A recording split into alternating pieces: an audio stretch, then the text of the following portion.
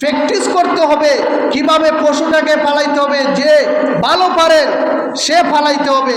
অনেকে দেখা যায় ফালাইয়া গড়াইয়া, অনেকে করে না এরকম করা যাবে না। আপনার দড়িটা সুন্দর করে বাঁধতে হবে।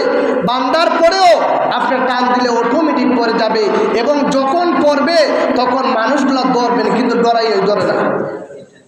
তাস কইরা মাটির মধ্যে ফালায়, কষ্ট পায় না? তোমার ফালাইলে চাঁদের উপর দিয়ে পয়সা দেওয়ার বাঁচবেন কিনা? হ্যাঁ, তাস করে উঠে এইভাবে না, আপনারা ধরবেন। অনেকে ডরায়, কিন্তু যার অনেক সময় মুঠে যারা ধরে তারা দেখা যায় ভালো করে শক্ত করে ধরে না। ইমাম সাহেবের পাঞ্জাবি নিয়ে পড়াই শেষ। আমার পড়ছে না, কিন্তু আমার মুয়াজ্জিন সাহেবের পড়ছে। দোয়া যায়, কিন্তু ঈদের সময় দোয়া যায়। যদি আপনারা ঈদের সময় নতুন নতুন পাঞ্জাবি কইতাম হুজুর ওটা লাগাইয়া আপনারা কুরবানি দিবেন, তাহলে ঠিক আছে। হ্যাঁ, যাক, সেদিকে যাচ্ছি না। আমি বলতে চাই সুন্নত তরিকায় আপনি কুরবানি দিতে হবে।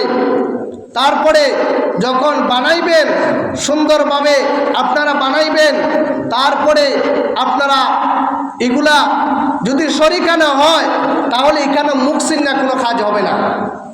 মুখ চিন্না অনেকে হয় না, আপনার বেশি নিঙ্গা সমস্যা নাই, এগুলো হবে না।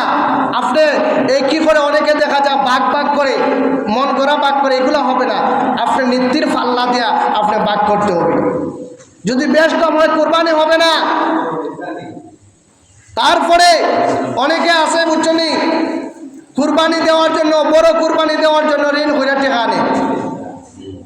ঋণ কইরা টাকা না কুরবানি দিলে হবে না।